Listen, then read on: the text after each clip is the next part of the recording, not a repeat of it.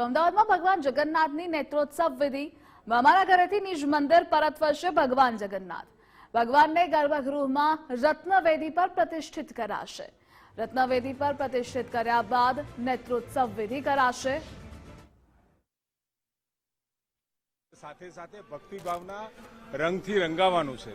ત્યારે આપણા સૌ માટે આ 148મી રથયાત્રા એટલે ખૂબ જૂની રથયાત્રા અને હવે તો ગુજરાતમાં વિવિધ શહેરોમાં પણ આ રથયાત્રા જગન્નાથ ભગવાનની પોતાના સ્વગૃહે આવવાની આ એક ઘટના આપણે ઇતિહાસ સાથે જોડી આપણા મન હૃદય સાથે ભગવાન સાથેની શ્રદ્ધા અને શ્રદ્ધાની સાથે આવતા સમયમાં ભારતના નિર્માણની જે કલ્પના ભક્તિ ધર્મ અને સાથે સાથે રાજ્ય સત્તા આ ત્રણેય ભેગા મળી અને જ્યારે કામ કરતા હોય એટલે ચોક્કસ ગુજરાત અને ભારત ખૂબ જ પ્રગતિના પંથે જશે.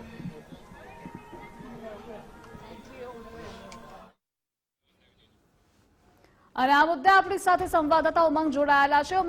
ઉમંગ, ભગવાન જગન્નાથની નેત્રોત્સવ વિધિ આજે છે, કેવો માહોલ ત્યાં?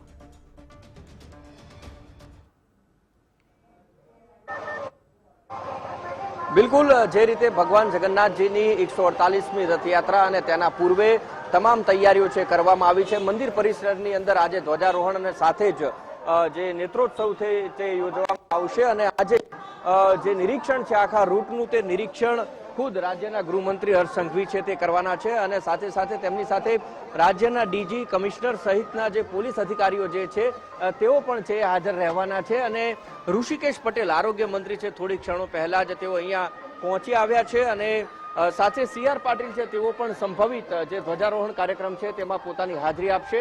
અને જે રીતે દ્રશ્યમાન થઈ રહ્યું છે કે જે પ્રેરક શાહ છે ભાજપના શહેર પ્રમુખ જે છે તેઓ પણ અહીંયા પહોંચ્યા છે એટલે એક પછી એક નેતાઓ આવી અને આજે ભગવાનના દર્શન કરવા છે. મહત્વની વાત કે આજે છે તે ધ્વજારોહણ કરવામાં આવશે, સાથે જ કાલી દાલ અને સફેદ રોટીનો પ્રસાદ છે ભગવાનને ધરાવવામાં આવશે. લગભગ 9 વાગ્યાની આસપાસ છે ભગવાનના કપાટ ખોલવામાં આવશે અને એ જ માટે યજમાનો છે તેઓ પણ મંદિર પરિસરની અંદર છે તેઓ પૂજાપાઠ કરી રહ્યા છે, હવન કરી રહ્યા છે. નેત્રોત્સવ કર્યા બાદ છે એ ધ્વજારોહણ કરવામાં આવશે અને એ જ સમયે રાજ્યના ગૃહમંત્રી છે હર્ષ સંઘવી તેઓ અહીંયા પહોંચશે અને નિરીક્ષણ છે તે આખા રૂટનું કરશે. ખાસ કરીને જે સંવેદનશીલ વિસ્તારો છે ગોમતીપુર, દરિયાપુર સહિતના જે વિસ્તારો છે ત્યાંનું નિરીક્ષણ કરવામાં આવશે. કારણ કે સૌથી વધારે સુરક્ષા બળ જે છે ત્યાં ગોઠવવામાં આવતું RPF હોય, પોલીસના અધિકારીઓ હોય, સૌથી વધારે ત્યાં આગળ ગોઠવવામાં આવતા છે. 3 લેયર સુરક્ષા છે કરવામાં આવતી હોય છે. ખાસ આ વખતે AI ટેકનોલોજીનો ઉપયોગ પણ છે ડ્રોન થકી કરવામાં આવે છે કે કઈ જગ્યાએ કેટલું ગેધરિંગ એટલે કેટલી પબ્લિક ભેગી થઈ રહી છે એ પણ ડ્રોન છે એ નક્કી કરીને કહી દેશે કે આ જગ્યાએ 100, 200 કે 1000 લોકો ભેગા થયા છે, ગેધરિંગ ઓછું કરવું અથવા તો એને કંટ્રોલ કઈ રીતે કરવો તે તમામ સમગ્ર બાબત છે તેનું નિરીક્ષણ છે હર્ષ સંઘવી આજે રથયાત્રાના રૂટ ઉપર કરવા જઈ રહ્યા છે. જી ઉમંગ, જોડાવા બદલ આભાર આપનો. અને આ મુદ્દે આપણી સાથે સંવાદદાતા માનસી પણ ત્યાંથી જોડાયેલા છે. માનસી, કેવો માહોલ છે નેત્રોત્સવ વિધિને લઈ?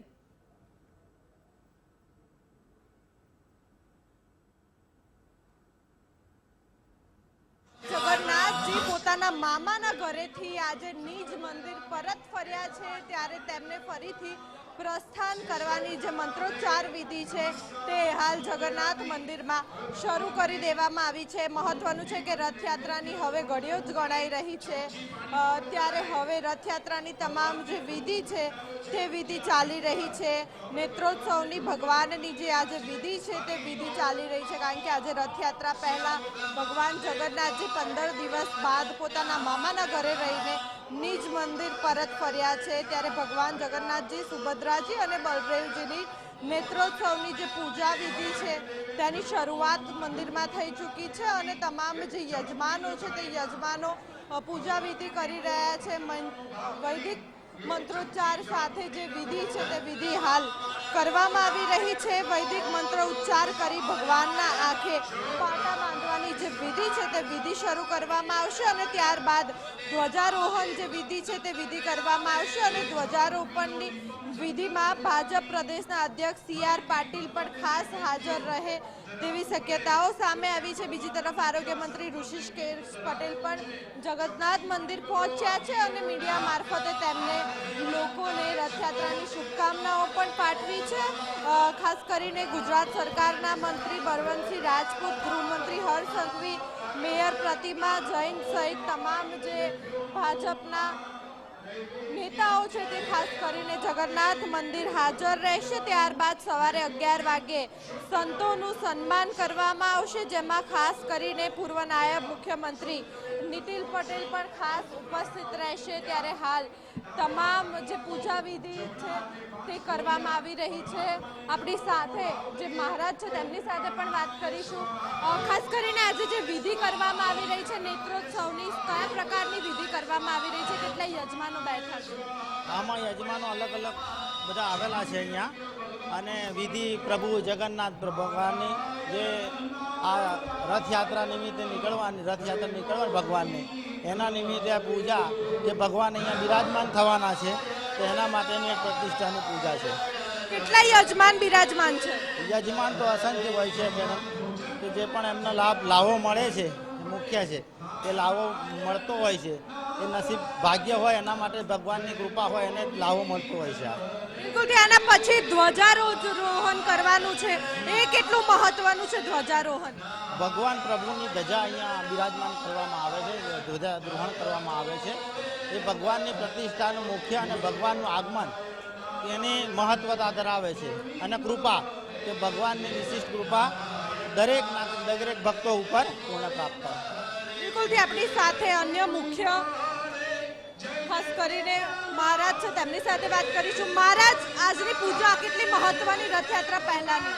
રથયાત્રાના દર વર્ષે રથયાત્રાના 2 દિવસ પહેલા અમાવસના દિવસે ભગવાન શ્રી જગન્નાથજીનો નેત્રોત્સવ થાય છે। નેત્રોત્સવમાં ભગવાનને પાટા બાંધવામાં આવે છે, પણ ભગવાન માવસાળ ગયા હોય છે ત્યારે તેમને આંખો આવે છે, અને એને ભગવાનને રીઝવવા માટે અને તેમને આંખ મટી જાય, આંખો આવેલી હોય એના માટે ભગવાનને પ્રાર્થના કરવામાં આવે છે। અને એ જે પૂજા છે તેની અંદર પંચોપચારનું પૂજન, વૈદિક મંત્રોનું પૂજન, વૈદિક મંત્રો દ્વારા દરેક પ્રકારના દેવોનું આવાહન કરીને તેનું નેત્રોત્સવ વિધિની પૂજા કરવામાં આવે છે। ત્યારબાદ ભંડારો કરવામાં આવે છે। તો આ અમાસ એ વર્ષમાં એક જ વખત અમાસના દિવસે નેત્રોત્સવ વિધિ થતી હોય છે। બિલકુલ, એટલે કે જ્યારે ભગવાન 15 દિવસ રથયાત્રા પહેલા પોતાના મામાના ઘરે રોકાવા જતા હોય છે, તો સ્વાભાવિક છે કે જ્યારે ભગવાન પોતાના મામાના ઘરે જાય છે એટલે કે વર્ષમાં 15 દિવસ જ એવા હોય છે કે જ્યારે ભગવાન પોતાના મામાના ઘરે જતા હોય છે। ત્યારે જે સરસપુર રણછોડરાયજી મંદિર છે ત્યાં 15 દિવસ ભગવાન રોકાયા હતા, અને ત્યાં તેમની આગતા સ્વાગતા કરવામાં આવી હતી, કોઈ કમી ન રહે તે પ્રમાણેનું જે આયોજન છે તે ત્યાં કરવામાં આવ્યું હતું। ભગવાનને 56 ભોગ ધરાવવામાં આવ્યા હતા। ભગવાનને પ્રિય એવા તમામ જે ફળ ફળાદી હોય, જાંબુ હોય, તે સતત ભગવાને આરોગ્ય હતા, અને તેમને 56 ભોગ પણ લગાડવામાં આવ્યા હતા। ત્યારે ચોક્કસથી ભગવાન બીમાર પડે છે, અને બીમાર પડ્યા બાદ જ્યારે ભગવાન નિજ મંદિર પરત ફરે છે ત્યારે તેમને હવે 2 દિવસ નેત્રોત્સવની વિધિ એટલે કે આંખે પાટા બાંધવામાં આવશે, અને રથયાત્રાના દિવસે સવારે જ્યારે મંગળા આરતીની શરૂઆત થશે ત્યારે આ જે પાટા છે તે પાટા ખોલવામાં આવશે। હાલની વાત કરવામાં આવે તો જે દ્રશ્યો છે જગન્નાથજી મંદિરના, કે આરોગ્ય મંત્રી ઋષિકેશ પટેલ અહીંયા પહોંચી ગયા છે, ત્યારબાદ હવે તમામ ભાજપના જે બીજા મંત્રીઓ છે, બળવંતસિંહ રાજપૂત, ગૃહ રાજ્યમંત્રી હર્ષ સંઘવી, સાથે ભાજપના જે પ્રદેશ અધ્યક્ષ છે CR પાટીલ, તે પણ ટૂંક જ સમયમાં મંદિર પહોંચશે, અને નેત્રોત્સવની જે પરંપરાગત વિધિ બાદ હવે ધ્વજારોપણની જે વિધિ છે તે વિધિ કરવામાં આવશે। આ વિધિ પણ ખૂબ જ મહત્વની છે, કારણ કે મંદિરની જે ધજા છે